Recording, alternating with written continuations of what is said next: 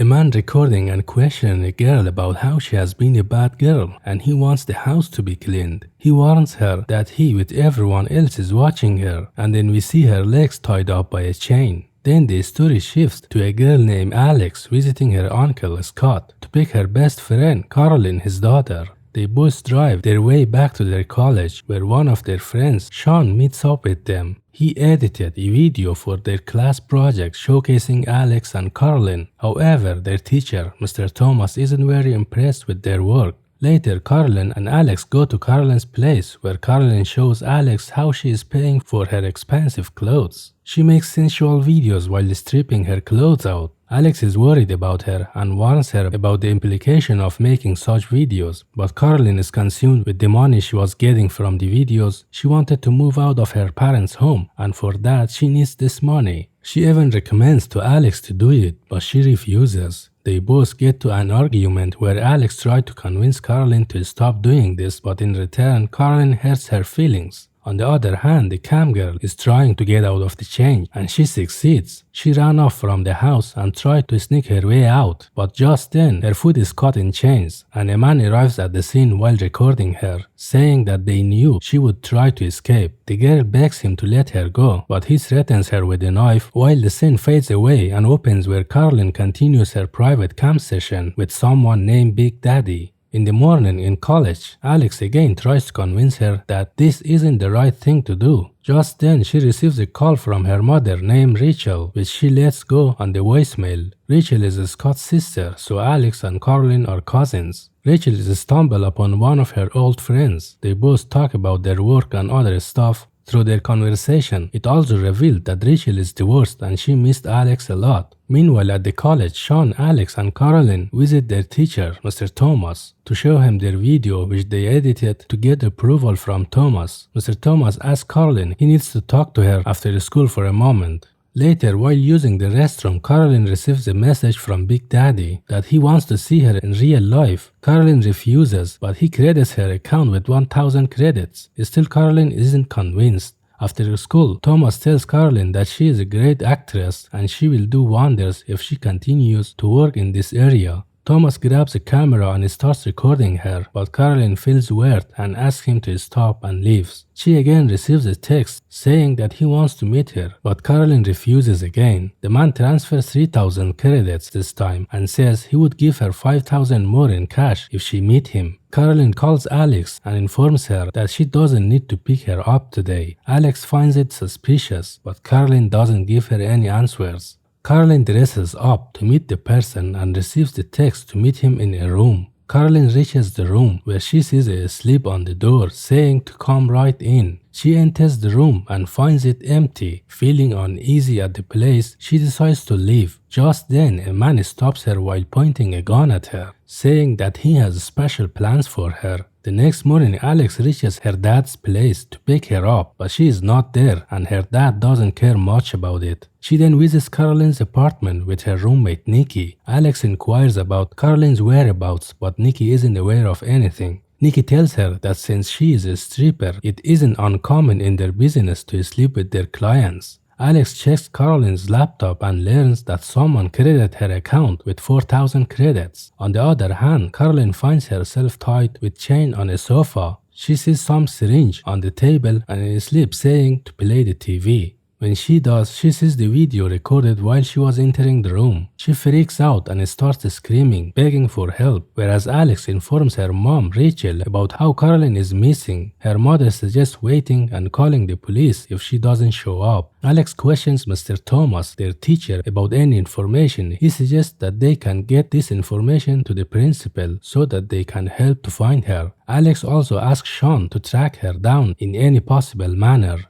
Sean is able to track her phone location to a shady place and sends the picture of the place to Alex, whereas Alex goes to the police and explains all about Caroline to the detective. The detective begins searching for Caroline right away and talks to Caroline's father. Alex goes to Nikki again for some help and information.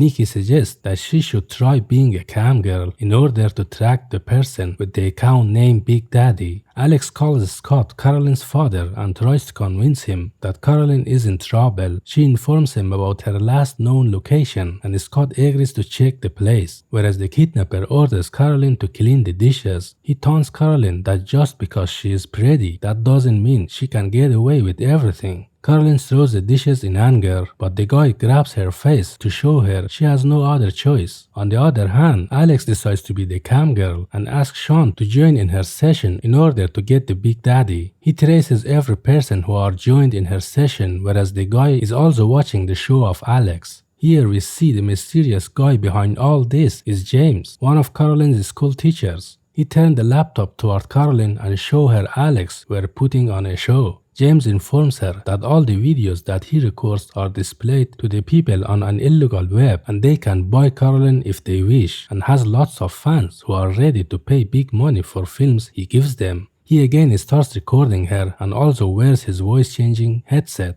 Later, James is with his family and his wife talks about how they are having a money crunch to send their son to private school. James comforts her by saying that he will have the money soon. He then uploads Carolyn's video on web for $5,000. On the other side, Sean is tracking everyone who joined Alex's private session, but James hacked his computer and locked him out. Rachel arrives at their home where she gets to know about the whole situation. Scott also arrives and tells that someone was with Carolyn at the place where Alex asked him to check, but he doesn't know who he is. Later, Sean is talking to Alex about how somebody hacked him and he couldn't track down any information, and Alex informed him that the police would also visit the college. James overhears the conversation, and just the police arrive at the school to inquire about Carolyn. James lies to them by saying that one of the teachers, Mr. Thomas, seemed interested in her. The detective questions Thomas about Carolyn and leaves. Thomas dealing with some kind of allergies and uses napkins a lot. James enters the room and picks one from the dustbin. Sean is tracking the users, but his computer crashed by James. He informs Alex about the information he got and says they have to inform the police. She says she will be there to pick him up with her mother, then they will go to the police. But before they can arrive, James sneaked into his apartment and killed him and leaves Thomas' used napkin at the scene. On arriving, Rachel sees Sean's body through the window. At the same time, Alex receives a video of Carolyn on her phone. In the video, the guy mentions how Alex is beautiful and says the phrase, "Let's just pretend you didn't." The next morning, the detective informs Alex, Rachel, and Scott the video's source and discovery about Sean's death, which all got the leading toward Mr. Thomas. But Alex has the feeling that the cops are wrong, since Thomas is a reputable teacher and he loved Sean.